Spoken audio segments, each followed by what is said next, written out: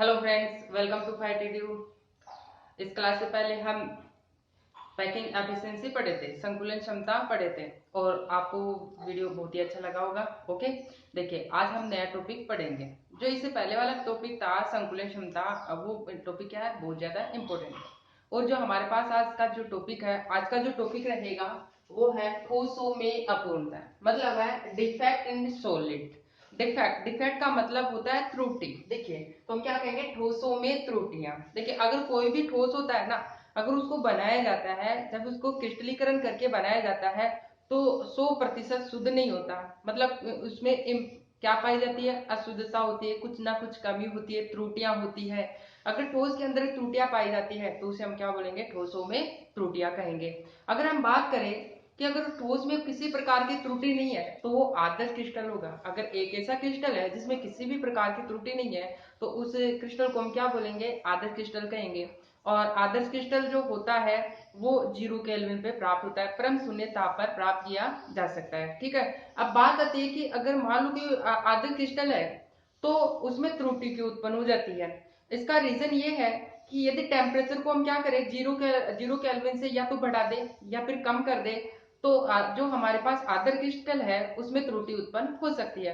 दूसरा रीजन ये है कि हमारे पास जब ठोस है, ठोस का जब क्रिस्टलीकरण किया, जब हमें क्रिस्टलीकरण के द्वारा ठोस बनाते हैं, जब क्रिस्टलीकरण के दौरान जब ठोस बनाते हैं तो उस क्रिस्टलीकरण की जो प्रोसेस है, या तो उसकी प्रोसेस बहुत तेज गति से हो जाए या फिर मंद गति से हो जाती है तो भी ठोसों में त्रुटि उत्पन्न हो जाती है। ओके, अब बात आती है कि जो हमारे पास जो ठोस है उसमें त्रुटियां कितने प्रकार की होती है। उसमें 4 प्रकार की त्रुटि हो सकती है।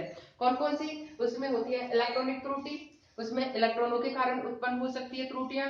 दूसरी है बिंदु त्रुटियां, और तीसरी है लाइन डिफेक्ट, और चौथी है प्लेन डिफेक्ट। ओके, तो हम सबसे पहले क्या करेंगे कि जो ठोस है उसमें त्रुटि क्यों उत्पन्न होती है। देखिए परम शून्य ताप पर यानी कि 0 केल्विन पर आदर्श क्रिस्टल बनता है जिसमें किसी प्रकार की त्रुटि नहीं पाई जाती है। जैसे ताप बढ़ाया जाता है या क्रिस्टलीकरण की प्रक्रिया तीव्र या मंद होती है तो क्रिस्टल दोषयुक्त हो जाता है। कैसा हो जाएगा, दोषयुक्त हो जाएगा। मतलब है कि टेम्परेचर बढ़ा देंगे 0 केल्विन से तो त्रुटि उत्पन्न हो जाएगी, या टेम्परेचर 0 केल्विन से कम कर देंगे तो त्रुटि उत्पन्न हो जाएगी। ठीक है, आगे क्या है कि क्रिस्टलीकरण की प्रक्रिया तीव्र या मंद, यदि क्रिस्टलीकरण की प्रक्रिया को तेज कर दे या फिर धीमी गति से हो तो भी त्रुटि उत्पन्न हो जाती है। अब बात आती है कि जो ये दोष उत्पन्न होता है ठोसों में किस कारण उत्पन्न होता है। यह दोष अवयवी कणों की अनियमितता के कारण होता है। कि हमारे पास क्या है, अगर अवयवी कण एक नियमित क्रम में होता है तो आदर्श क्रिस्टल होता है, अगर उनका क्रम बदल जाए तो अनादर्श क्रिस्टल में चला जाता है, अक्रिस्टलीय ठोसों के अंदर चला जाता है। देखिए तो हम क्या कहेंगे कि यह दोष अवयवी कणों की अनियमितता के कारण होता है। ठोसों में जो त्रुटियां हैं वो अवयवी कणों की अनियमितता के कारण उत्पन्न होती है। ठीक है, ठोसों में त्रुटियां 4 प्रकार की होती है। कितने प्रकार की होती है, 4 टाइप की होती है ये। सबसे पहले है इलेक्ट्रॉनिक त्रुटि, दूसरी है बिंदु त्रुटियां, तीसरी है लाइन डिफेक्ट और चौथी है प्लेन डिफेक्ट। ओके, हम सबसे पहले बात कर लेते हैं प्लेन डिफेक्ट। हमारे पास क्या होता है, कोई ठोस होता है, उस ठोस के अंदर अगर मान लो कि कोई प्लेन ही गायब हो गया है तो उसको हम क्या बोलते हैं, प्लेन डिफेक्ट कहते हैं। जैसे मान लो कि हमारे पास क्या है, एक परत ठोस की हमारे पास क्या इस तरीके से परत है। अगर हमारे पास ठोस की इस तरीके से परत है और ठोस बना हुआ है, अगर इसमें से कोई एक पूरा प्लेन ही गायब हो जाए, क्या गायब हो जाए, एक प्लेन ही गायब हो जाए तो उस त्रुटि को अपन क्या बोलेंगे, प्लेन डिफेक्ट है। जैसे मान लो कि हमारे पास क्या है, एक परत और रखी हुई है, और रखी हुई है, और रखी है, बहुत सारी परतें रखी हुई है, बहुत सारी प्लेन रखी हुई है। उन परतों में से कोई एक प्लेन को बाहर निकाल दे।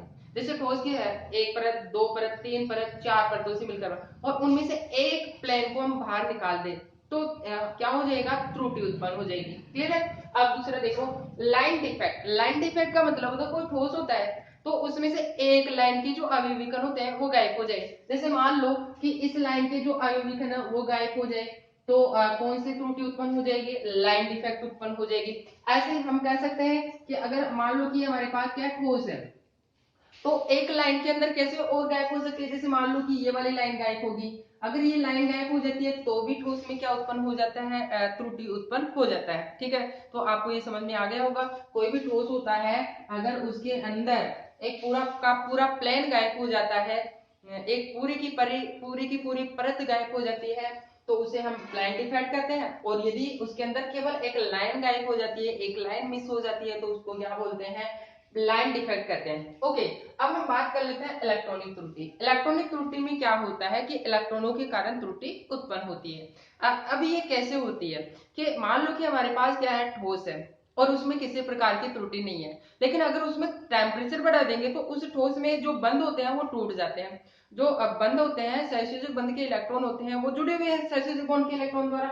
अगर मान लो कि हमारे पास क्या है कि बंध है और वो सहसंयोजक बंध के द्वारा जुड़े हुए हैं, अगर हम टेम्परेचर बढ़ा देंगे तो ये वाला बॉन्ड क्या हो जाएगा, ब्रेक हो जाएगा और क्या हो जाती है, ठोसों के अंदर त्रुटि उत्पन्न हो जाती है। इसके कारण से विद्युत धारा भी प्रवाहित होने लग जाती है। ठीक है, अब बात आती है कि हमारे पास जो बिंदु त्रुटियां हैं वो क्या है। इसमें ठोस में क्या होता है कि कोई ना कोई अविविकन क्या होता है, जो अविविकन होता है, परमाणु हो सकता है, अणु हो सकता है और क्या हो सकता है, आयन हो सकता है।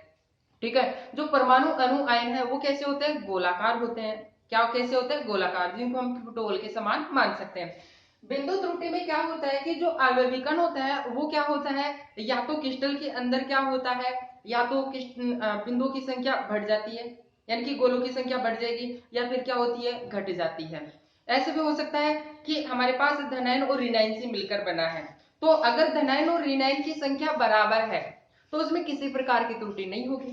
अगर मान लो कि उसमें धनायन और ऋणायन की संख्या बराबर है तो किसी प्रकार की त्रुटि नहीं होगी। लेकिन मान लो कि क्रिस्टल से धनायन और ऋणायन क्या हो गए, बाहर हो गए, तो क्या हो जाता है, त्रुटि उत्पन्न हो जाती है।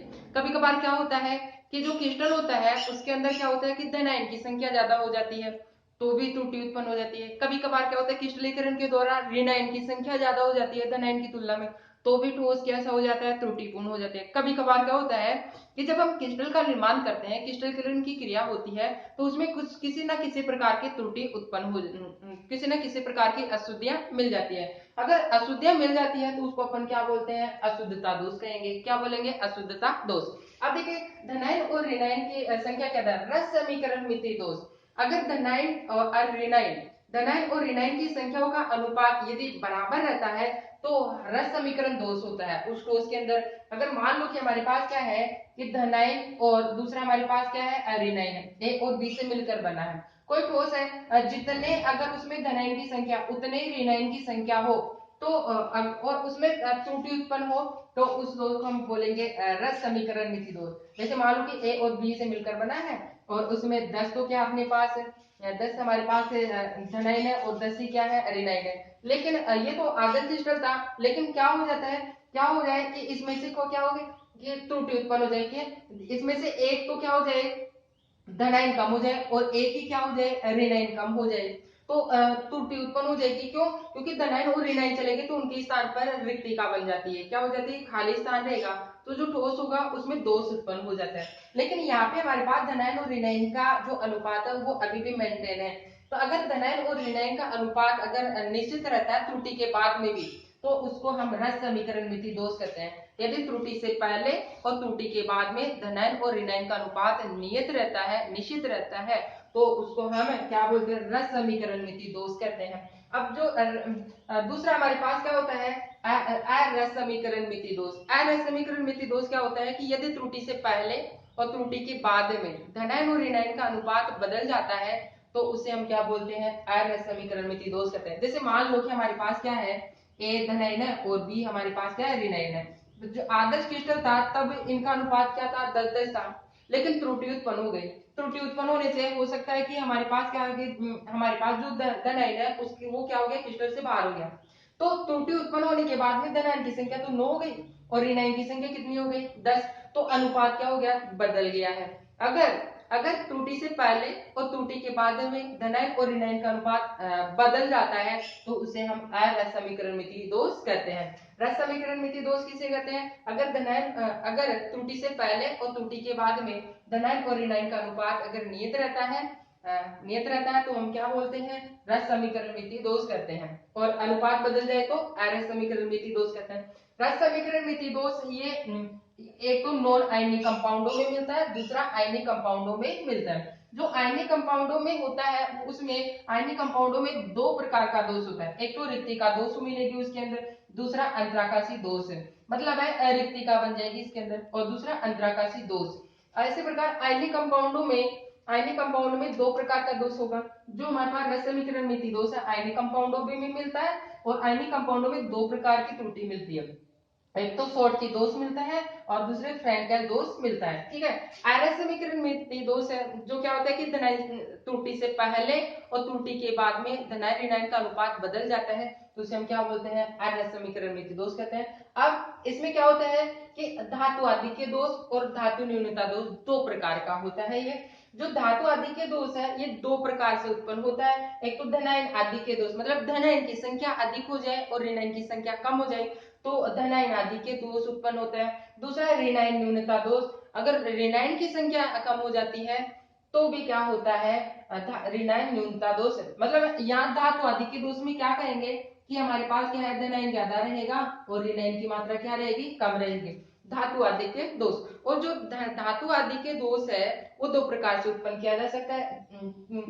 धातु आदि के दोष, एक तो धनायन आदि के दोष के द्वारा धनायन को बढ़ा दो, दूसरा ऋणायन को कम कर दो। अगर ऋणायन को कम कर देंगे ऑटोमेटिक धनायन बढ़ेगा। ठीक है, अगर इसको बढ़ा देंगे ऑटोमेटिक क्या होगा, धनायन आदि के दोष होगा। ठीक है, अब बात करते हैं धातु न्यूनता, धातु की कमी होगी इसके अंदर। अब धातु न्यूनता दोष होती है, धातु की कमी को अपन दो तरीके से कर सकते हैं। देखिए इसमें धातु न्यूनता दोष है, मतलब है कि इसके अंदर जो धनायन है वो तो कम रहेगा लेकिन ऋणायन की संख्या क्या होगी, इसमें ज्यादा रहेगी।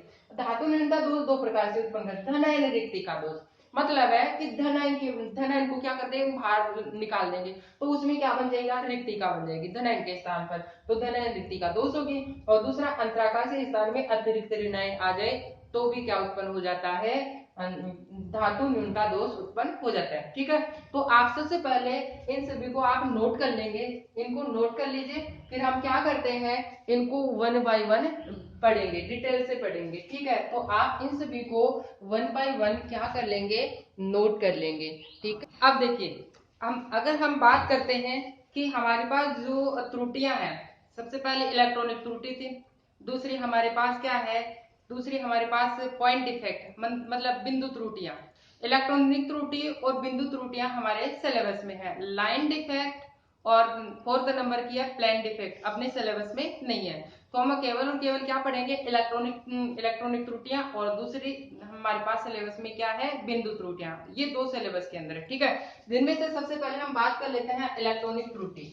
सबसे पहले हमारे पास कौन सी त्रुटि है, सबसे पहले हमारे पास त्रुटियां इलेक्ट्रॉनिक त्रुटियां। देखिए जो इलेक्ट्रॉनिक त्रुटियां होती है वो इलेक्ट्रॉनों के कारण उत्पन्न होती है। किसके कारण उत्पन्न होती है, इलेक्ट्रॉनों के कारण। और ये किन में उत्पन्न होती है, आयनिक क्रिस्टलों के अंदर उत्पन्न होती है। ध्यान में रखना, जो इलेक्ट्रॉनिक त्रुटि होती है वो आयनिक क्रिस्टलों में उत्पन्न होती है। देखिए परम शून्य ताप पर आदर्श क्रिस्टल में इलेक्ट्रॉन जो होते हैं ना, न्यून ऊर्जा स्तर में होते हैं।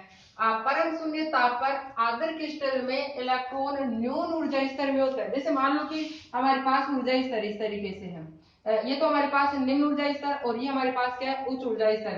तो इलेक्ट्रॉन कहाँ पे होता है, निम्न ऊर्जा स्तर में होते हैं। ठीक है, निम्न ऊर्जा स्तरों में होते हैं, लेकिन ताप बढ़ाने पर ये उच्च ऊर्जा स्तरों में चले जाते हैं। मतलब है ये इलेक्ट्रॉन अगर इसका क्या कर देंगे, टेम्परेचर बढ़ा देंगे तो ये इलेक्ट्रॉन है ना गति करके कहाँ चला जाएगा, यहाँ पे पहुंच जाएगा। ओके, इलेक्ट्रॉन यहाँ पे पहुंच जाएगा और हमारे पास क्या है कि इलेक्ट्रॉन आ जाएगा यहाँ पे। तो हम क्या कहेंगे कि परम शून्य ताप पर आदर्श क्रिस्टल में इलेक्ट्रॉन न्यून ऊर्जा स्तरों में होते हैं, लेकिन ताप बढ़ाने पर उच्च ऊर्जा स्तर में चले जाते हैं और क्रिस्टल में त्रुटियां उत्पन्न हो जाएगी और क्रिस्टल कैसा हो जाएगा, त्रुटिपूर्ण हो जाएगा। ओके, अब देखिए अगर हम उदाहरण की बात करें, एग्जांपल की बात करें, एक सिलिकॉन का क्रिस्टल 0 केल्विन पर आदर्श क्रिस्टल होता है। जो सिलिकॉन का क्रिस्टल होता है ना, अन्य 4 सिलिकॉन क्रिस्टलों से सहसंयोजक बंध बनाता है। ओके, कैसे, जैसे मान लो कि हमारे पास क्या है, सिलिकॉन क्रिस्टल है, एक सिलिकॉन है, दूसरा 1 2 3 4, एक सिलिकॉन, दूसरा सिलिकॉन, तीसरा सिलिकॉन और चौथा सिलिकॉन। एक सिलिकॉन परमाणु 4 सिलिकॉन परमाणु से सहसंयोजक बंध के द्वारा जुड़ा रहता है इस तरीके से, और क्या बनाता है, चतुष्फलक की स्ट्रक्चर बना लेता है। क्योंकि सिलिकॉन कौन से वर्ग का है, 14 वर्ग का है। कौन से वर्ग का है, 14 वर्ग का। और 14 वर्ग में कौन कौन से आते हैं, कहे कार्बन है, शिवजी, सुने, पार्वती। ओके, तो ये एलिमेंट है। आपको पता है कि जो कार्बन होता है 4 बॉन्ड बनाते हैं, तो सिलिकॉन भी कार्बन के वर्ग का है, इसलिए ये भी कितना बॉन्ड बनाएगा, 4 बॉन्ड बनाता है। कितना बॉन्ड बनाएगा, 4 बॉन्ड। अब आगे देखिए, आपको पता है कि एक बंध में कितने इलेक्ट्रॉन होते हैं, 2 इलेक्ट्रॉन होते हैं। कितने इलेक्ट्रॉन होते हैं, 2। एक सिलिकॉन का क्रिस्टल 0 केल्विन पर आधा क्रिस्टल होता है, लेकिन क्या होता है कि 0 केल्विन से ताप बढ़ाएंगे ना तो क्या होता है कि कुछ बॉन्ड ब्रेक हो जाएंगे। जैसे मान लो कि ये बॉन्ड ब्रेक हो गया। अब जब ये बॉन्ड ब्रेक हो जाएगा ना तो जो इलेक्ट्रॉन होते हैं ना वो क्या कर लेते हैं, फ्री हो जाते हैं, मुक्त हो जाते हैं, और वो क्या करते हैं, गति करने लग जाते हैं। क्या करेंगे, गति करने लग जाएंगे। जब गति करेंगे तो सिलिकॉन का जो क्रिस्टल है उसमें क्या उत्पन्न हो जाती है, त्रुटि उत्पन्न हो जाती है। साथ के साथ क्या होता है, वो विद्युत धारा भी प्रवाहित करने लग जाता है। तो हम क्या कहेंगे कि 0 केल्विन से ताप बढ़ाने पर कुछ बल टूट जाते हैं और इलेक्ट्रॉन गति करने लग जाते हैं, और सिलिकॉन के क्रिस्टल में विद्युत धारा प्रवाहित होने के लिए उत्तरदायी होते हैं। कौन, इलेक्ट्रॉन। ठीक है, मुक्त इलेक्ट्रॉन के कारण सिलिकॉन के क्रिस्टल में त्रुटि उत्पन्न हो जाती है। अब हम बात करें कि ये तो हमारे पास सिलिकॉन के क्रिस्टल के लिए एग्जांपल था। अब जो हमारे पास अन्य एग्जांपल कौन कौन से हैं, देखिए जैसे हमारे पास aluminium, phosphorus, gallium arsenic, zinc sulphide, cadmium sulphide, cadmium selenium. Silicon में जर्मेनियम के जो आयनिक क्रिस्टल होते हैं वो भी इसके एग्जांपल है। ठीक है, तो आपको समझ में आ गया होगा। आप इसको वीडियो को पॉज कर लो और इसको आप क्या कर लेंगे, नोट कर लेंगे। मैं इसको हटा देता हूँ क्योंकि ये लिखने का मैटर नहीं है। ठीक है, आप वीडियो को पॉज कर लीजिए और इसको क्या कर लेंगे, अच्छे से नोट कर लेंगे। अब हम दूसरे त्रुटि की बात करते हैं। जो हमारे पास दूसरी त्रुटि है वो क्या है, बिंदु त्रुटि, पॉइंट डिफेक्ट। अब जो पॉइंट डिफेक्ट होता है, बिंदु त्रुटियां 3 प्रकार की होती है, रस समीकरण मिति दोष, अरस समीकरण मिति दोष, और तीसरी क्या होती है, अशुद्धता दोष। और इनमें से हम सबसे पहले क्या पढ़ेंगे, हम सबसे पढ़ेंगे रस समीकरण मिति दोष, उसके बाद में अरस समीकरण मिति दोष पढ़ेंगे, और फिर उसके बाद में क्या पढ़ेंगे, अशुद्धता दोष पढ़ेंगे। ठीक है, तो आप इनको नोट कर लेंगे और उसके बाद में हम सबसे पहले कौन सी पढ़ेंगे, रस समीकरण मिति दोष। और वीडियो को पॉज कर लीजिए और इनको लिख लीजिए। अब हम क्या करते हैं, सबसे पहले रस समीकरण मिति दोष पढ़ेंगे। ठीक है, जो हमारे पास रस समीकरण मिति दोष है वो क्या होता है। रस समीकरण मिति दोष को हम इंग्लिश के अंदर स्टोइकियोमेट्रिक डिफेक्ट कहते हैं। सबसे पहले हमारे पास क्या है, रस समीकरण मिति दोष, रस समीकरण मितीय, रस समीकरण मितीय दोष। इसको इंग्लिश के अंदर क्या कहते हैं, स्टोइकियोमेट्रिक डिफेक्ट, स्टोइकियोमेट्रिक डिफेक्ट।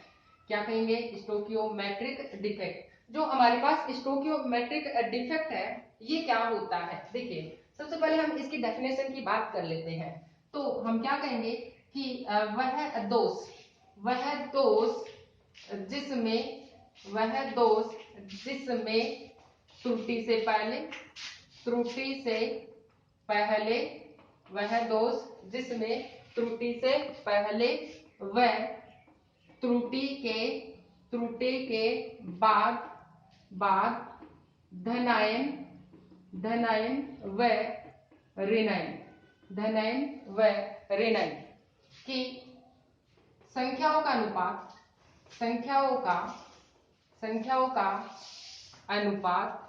का अनुपात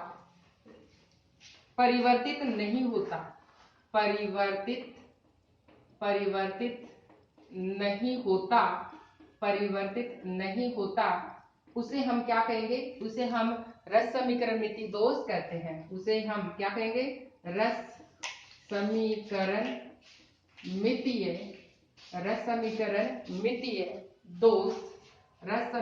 मितीय दोष कहते हैं। क्या कहेंगे, रस समीकरण मितीय दोष कहते हैं। अब जो हमारे पास रस समीकरण मितीय दोष है, एक तो नॉन आयनिक कंपाउंडों में मिलती है और दूसरी आयनिक कंपाउंडों में मिलती है। हम सबसे पहले पढ़ लेते हैं कि नॉन आयनिक कंपाउंडों में। तो सबसे पहले हमारे पास क्या है, जैसे मान लो इसकी बात कर लेते हैं कि वह दो जिसमें त्रुटि से पहले व त्रुटि के बाद धनायन व ऋणायन की संख्याओं का अनुपात परिवर्तित नहीं होता है, उसे हम क्या बोलते हैं, रस समीकरण। मान लो कि हमारे पास क्या है, कोई ठोस है और इस ठोस के अंदर हमारे पास क्या है कि धनायन और ऋणायन से मिलकर बना है, और मान लो कि इसके अंदर हमारे पास क्या है कि 10 तो धनायन है और 10 ही हमारे पास क्या है, ऋणायन है।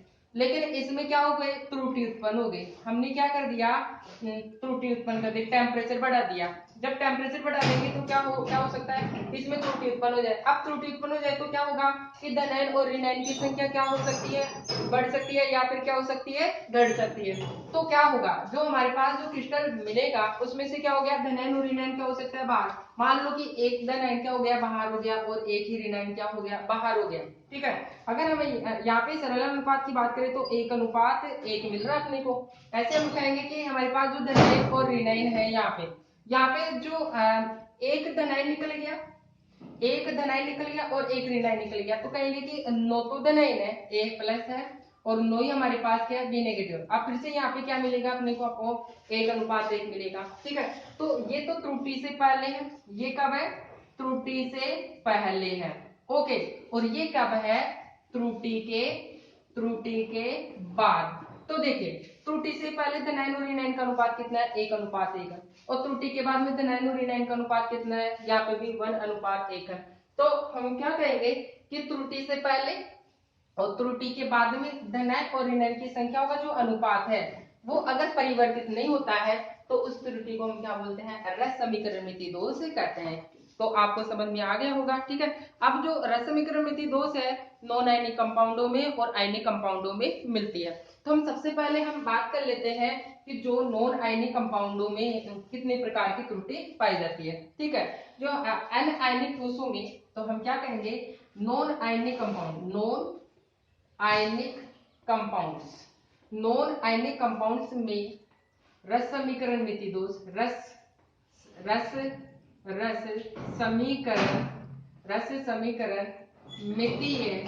समीकरण मितीय दोष दो प्रकार का होता है।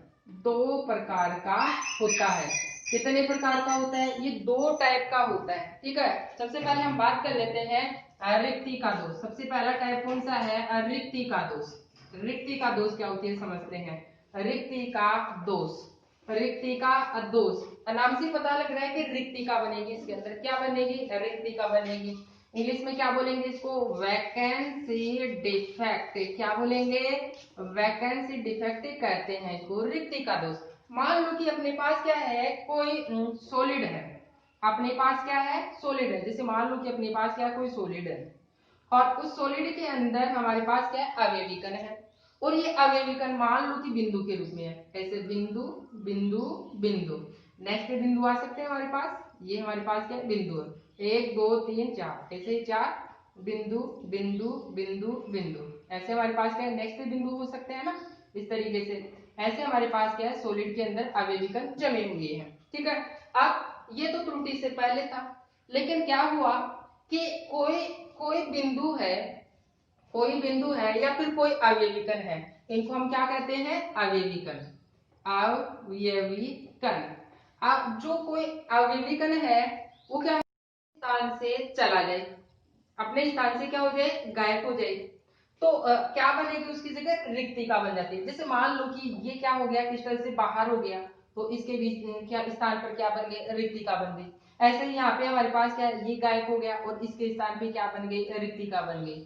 तो इसको हम क्या बोलेंगे, रिक्तिका। कि हमारे पास जो अवयवी कण है वो क्या हो गया, बाहर हो गया, और उसके स्थान पे क्या बन चुकी है, रिक्तियां बन गई। जब रिक्तियां बन गई है तो इसी वजह से इस दोष को हम क्या कहते हैं, इस दोष को हम कहते हैं रिक्तिका दोष कहते हैं। तो आपको समझ में आ गया होगा। तो इसके लिए हम क्या कहेंगे, हम ये कहेंगे क्या कि जब, क्या कहेंगे, देखिए गौर से सुनना, जब क्रिस्टल से अवयवी कण निर्धारित स्थान से बाहर निकल जाते हैं तो उत्पन्न दोष रिक्तिका दोष कहते हैं। तो हम क्या लिखेंगे यहाँ पे, यदि क्रिस्टल जालक से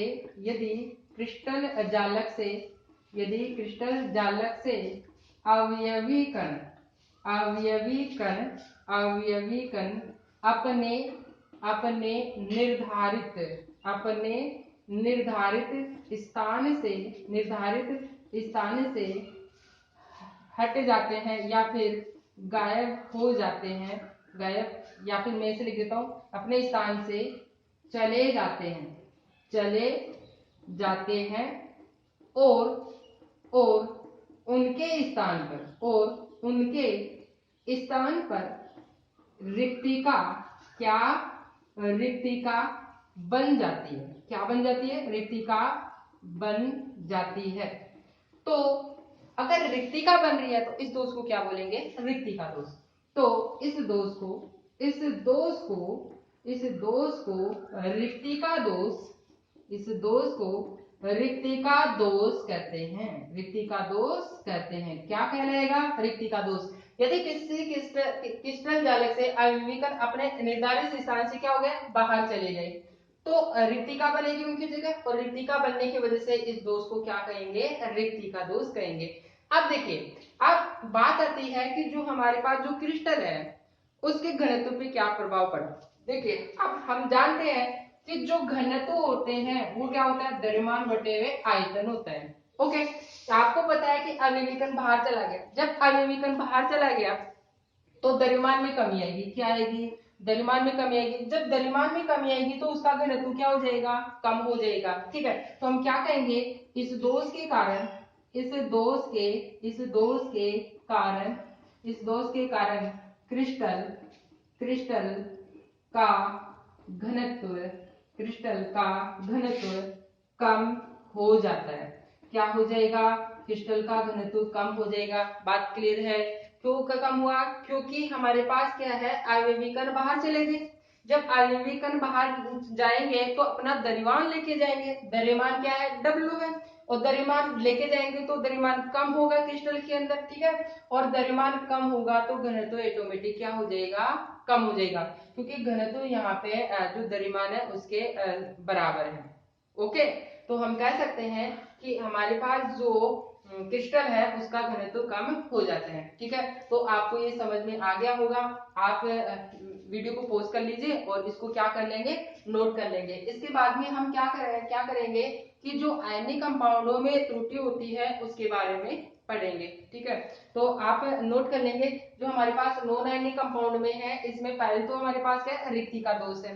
दूसरी हम पढ़ेंगे अब, है ना, तो आप सबसे पहले नोट कर लेंगे, वीडियो को पॉज कर लीजिए। ठीक है, तो मैं इसको हटा देता हूँ। इसके बाद में हम क्या पढ़ेंगे, इसके जो नॉन आयनिक कंपाउंड है उनके अंदर जो पाई जाने वाली त्रुटि है, सेकंड त्रुटि है, उसके बारे में पढ़ेंगे। ठीक है, और जो सेकंड त्रुटि है वो क्या है, वो हमारे पास क्या है, अंतराकाशी दोष है। क्या है, अंतराकाशी दोष है। चलो देखते हैं कि अंतराकाशी दोष क्या है। देखिए, अगर हम बात करें सेकंड नंबर पे अंतराकाशी दोष, अंतराकाशी दोष क्या बोलेंगे, अंतराकाशी दोष। देखिए, अंतराकाशी क्या होता है, अगर हम अंतराकाशी स्थान की बात करें तो अंतराकाशी स्थानों की अगर हम बात करें तो अंतराकाशी होती क्या है। जैसे मान लो कि हमारे पास क्या है, कोई क्रिस्टल है और उनके आवेगिकरण इस तरीके से जमे हुए हैं। अगर इनके आवेगिकरण ऐसे जमे हुए हैं तो गोलों के बीच में रिक्त स्थान है, और रिक्त स्थान यहाँ पे देखिए, यहाँ पे हमारे पास इनके बीच में रिक्त स्थान है। रिक्त स्थान को हम क्या बोलते हैं, अंतराकाशी बोलते हैं। क्या बोलते हैं, अंतराकाशी अंतराकाशी स्थल कहेंगे। क्या बोलेंगे, अंतराकाशी स्थल। अब यदि हमारे पास कोई आवेगिकरण अंतराकाशी स्थान पे आ जाता है तो एक दोष उत्पन्न होगा, उसे हम क्या बोलेंगे, अंतराकाशी दोष कहते हैं। ठीक है, तो इसको मैं हटा देता हूँ। देखिए, तो आप मेरे साथ नोट कर लेंगे। ठीक है, क्या कि जब जब क्रिस्टल संरचना में जब क्रिस्टल संरचना में उसके अंतराकाशी स्थानों पर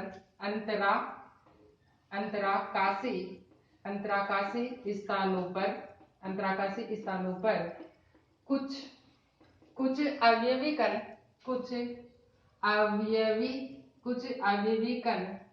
चले जाते हैं, या कुछ अवयवीकरण आ जाते हैं तो ठोस में त्रुटि उत्पन्न हो जाती है। तो ठोस में त्रुटि उत्पन्न हो जाती है, और इस त्रुटि को अपन क्या बोलते हैं, इस त्रुटि को हम अंतराकाशी दोष कहते हैं। तो हो जाती है, इस त्रुटि को अंतराकाशी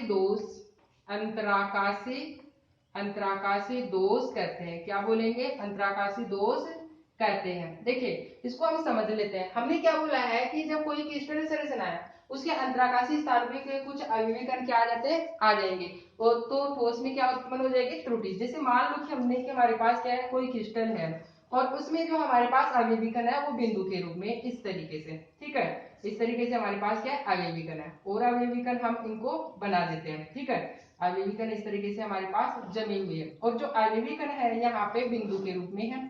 ओके, तो समझ में आ गया होगा। आप अगर हम इन गोलों को बड़ा बनाया जाए, देखिए अगर इन बिंदु को हम बड़ा बनाए तो इस तरीके से आ सकते हैं ये, और इनको बड़ा बनाने के बाद में हमारे पास क्या बनेगी, यहाँ पे रिक्तिका बनेगी। क्या बनेगी, रिक्तिका बनेगी। अगर इन रिक्तिकाओं के अंदर कोई आवेवी कण आ जाए तो हम क्या बोलेंगे, वहां पे हम बोलेंगे अंतराकाशी दोष। ठीक है, तो मैं इसको वापस हटा रहा हूं। ओके, तो आपको समझ में आ गया होगा कि जो अंतराकाशी स्थान है वो यहाँ पे है। अंतराकाशी स्थान कहाँ पे है, यहाँ पे। तो देखिए चारों गोलों के बीच के अंदर अंतराकाशी स्थान है, तो एक आवेवी कण आ गया। इस आवेवी कण के आने की वजह से त्रुटि उत्पन्न हो जाएगी। और भी हो सकता है कि जैसे मान लो कि यहाँ पे कोई आवेवी कण आ गया, बाहर से आ गया, तो एक तो एक्स्ट्रा यहाँ से आया आवेवी कण, और दूसरा एक्स्ट्रा आवेवी कण कहाँ से आया, यहाँ से आया। तो अब क्या हो गया कि आवेवी कणों का क्रम बदल गया। सभी जगह तो क्या आवेवी कण समान है, लेकिन हमारे पास यहाँ पे और यहाँ पे इन आवेवी कणों का क्रम नियमित नहीं है। तो क्रिस्टल में क्या उत्पन्न हो जाता है, त्रुटि उत्पन्न हो जाती है। ठीक है, अब हम बात कर लेते हैं कि जो ये क्रिस्टल है इसके घनत्व पे क्या प्रभाव पड़ता है। अगर हम इसकी बात करें घनत्व की, तो देखिए हम जानते हैं कि घनत्व बराबर क्या होता है, W/V होता है, द्रव्यमान बटे हुए आयतन होता है। जब बाहर से क्या आया, एक आवेवी कण आया, दूसरा आवेवी कण, जब आवेवी कण आएंगे तो अपने साथ द्रव्यमान लेके आएंगे। जब द्रव्यमान लेके आएंगे तो क्या होगा, द्रव्यमान बढ़ेगा, तो हम क्या कहेंगे, द्रव्यमान बढ़ेगा। अब जब द्रव्यमान बढ़ेगा तो क्या होगा, घनत्व भी बढ़ेगा। तो हम क्या कहेंगे फाइनली, इस त्रुटि के कारण क्रिस्टल का घनत्व बढ़ जाता है। क्या हो जाएगा, क्रिस्टल बढ़ जाएगा। ओके, तो आपको ये समझ में आ गया होगा, क्योंकि हमारे पास यहाँ पे अंतराकार रिक्तिका में क्या आ चुका है, आवेवी कण आ चुका है, और क्या उत्पन्न हो चुका है, अंतराकाशी दोष उत्पन्न हो गया है। ठीक है, तो आप इस वीडियो को पॉज करके इसको नोट कर लेंगे। ठीक है, तो आप नोट कर लिए होंगे, अगर नोट नहीं किए तो नोट कर लेंगे इसको अच्छे से। देखिए अब हम क्या करेंगे, नेक्स्ट क्लास के अंदर नेक्स्ट त्रुटियों को पढ़ेंगे। दूसरी हमारे पास क्या है, अरस समीकरण मिति दोष। ठीक है, तो हम यहाँ पे हमारे पास ये है, इस त्रुटि को हमने देखा। नेक्स्ट क्लास के अंदर हमारे पास जो रस समीकरण मिति दोष है, इसके अंदर एक पढ़ लिए हम नॉन आयनिक कंपाउंडों के अंदर। ठीक है, दूसरी क्लास के अंदर हम क्या पढ़ेंगे, आयनिक कंपाउंडों के अंदर जो त्रुटियां पाई जाती है उनको देखेंगे। आयनिक कंपाउंडों में दो प्रकार की त्रुटियां होती है, और शॉर्ट की और दूसरी फ्रैंकेल त्रुटि होती है। शॉर्ट की त्रुटि और फ्रैंकेल त्रुटि बहुत इंपॉर्टेंट है, एग्जाम के अंदर आती रहती है। तो अपना नेक्स्ट वीडियो किसके लिए रहेगा, शॉर्ट की त्रुटि और फ्रैंकेल त्रुटि, जो कि एग्जाम की दृष्टि से बहुत बहुत ज्यादा इंपॉर्टेंट है। एग्जाम के अंदर ये दोनों ही पूछे जाते हैं त्रुटियों के अंदर। ठीक है, तो तब तक के लिए नमस्कार, धन्यवाद। ओके।